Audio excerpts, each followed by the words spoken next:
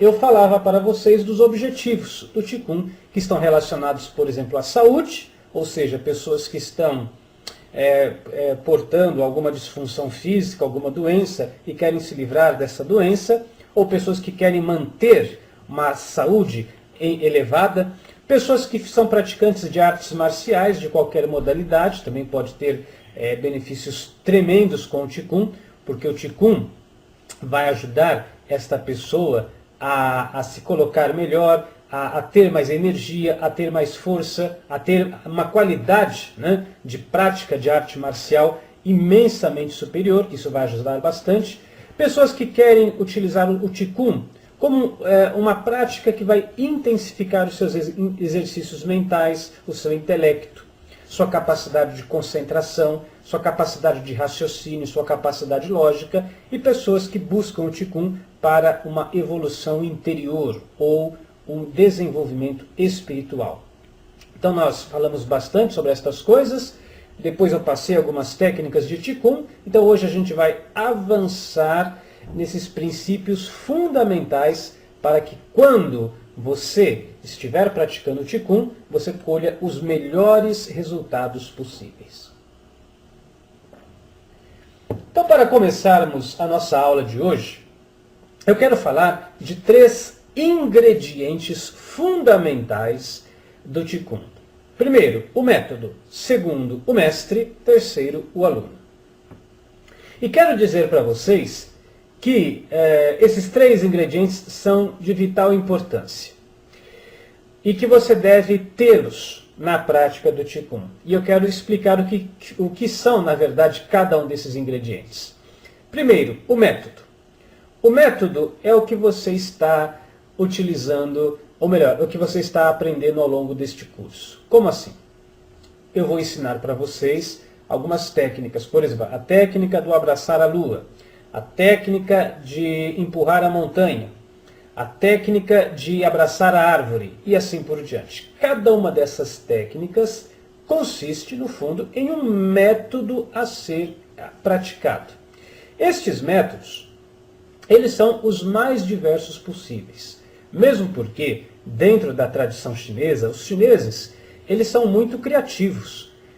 Os chineses, eu já falei isso em outras apresentações, são muito parecidos com nós aqui, os brasileiros, porque nós brasileiros, nós adoramos inventar moda, não é verdade? Apareceu uma coisinha, está lá o brasileiro para fazer um pouquinho diferente, e daquele sistema ele já cria um monte de coisas diferentes. E isso é parte da cultura chinesa, é assim. Por esta razão, você vai encontrar, se você procurar, obviamente, vários métodos, várias práticas, várias formas de se fazer Qigong, não apenas uma ou duas ou 3, várias escolas diferentes. E isso, se você observar, está presente tanto na cultura chinesa como na cultura brasileira, mas os chineses, eles não têm nenhuma reserva em criar metodologias diferentes para fazer a mesma coisa. Por exemplo, se você pega artes marciais, e o Qigong, ele está muito próximo das artes marciais. Se você pega artes marciais, o Kung Fu, que é a arte marcial chinesa. Aí, do outro lado, você coloca uma outra arte marcial, como por exemplo o Karatê, que é uma arte marcial japonesa. Bom, no Karatê, você vai ter 2 estilos diferentes de Karatê. Um é o estilo Shokotan e o outro que eu não me lembro o nome agora. Muito bem, você tem 2 estilos.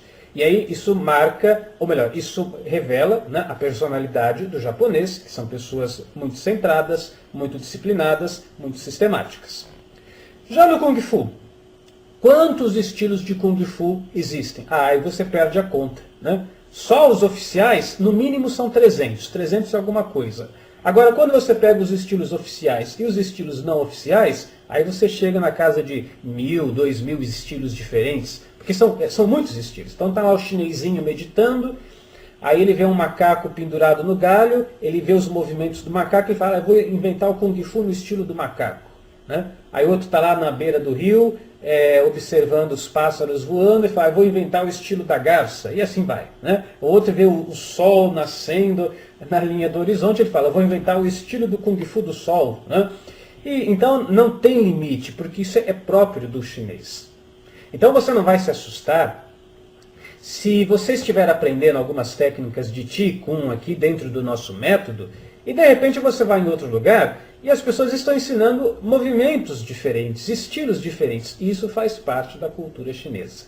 E desses 3 ingredientes, você vai entender o porquê daqui a pouco, o método é o menos importante. Calma, eu vou explicar por quê. Então o método é a prática em si.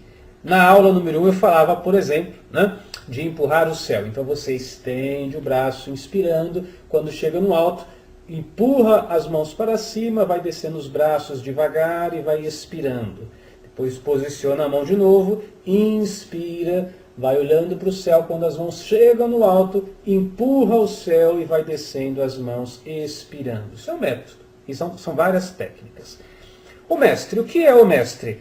Na tradição chinesa, o mestre é chamado de Shifu ou chamado de Sihin. Shifu é o grande pai, o grande mestre, seria o ponto mais alto de uma hierarquia. Sihin é o irmão mais velho.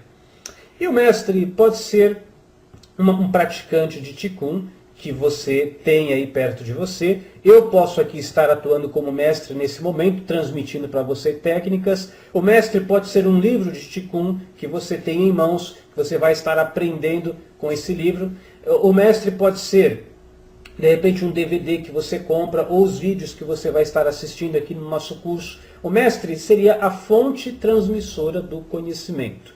Claro que, aliás, por mestre também, vamos entender aquela pessoa que é praticante de Qigong. Não adianta você querer aprender uma técnica com alguém que não pratica esta técnica, não vai adiantar nada, né? A pessoa vai dominar apenas a parte teórica, mas ela não sabe o que ela está falando. Aí você faz uma pergunta para esta pessoa e ela vai responder alguma coisa que ela leu, mas ela não vai ter consistência nas palavras. Então, de preferência, alguém que tenha prática ou em artes marciais ou a prática do Qigong propriamente dito. Alguém que você possa interagir, fazer perguntas para tirar alguma dúvida. E o aluno? Bom, o aluno é você, é a pessoa que está interessada em aprender o Qigong. E desses 3, aí vem a explicação que eu queria tanto dar, o aluno é o mais importante, né?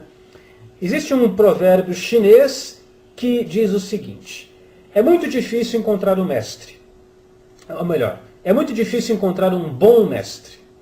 Mais difícil ainda é encontrar um bom aluno. Você quer escrever isso no seu caderno? Acho que valeria a pena, hein?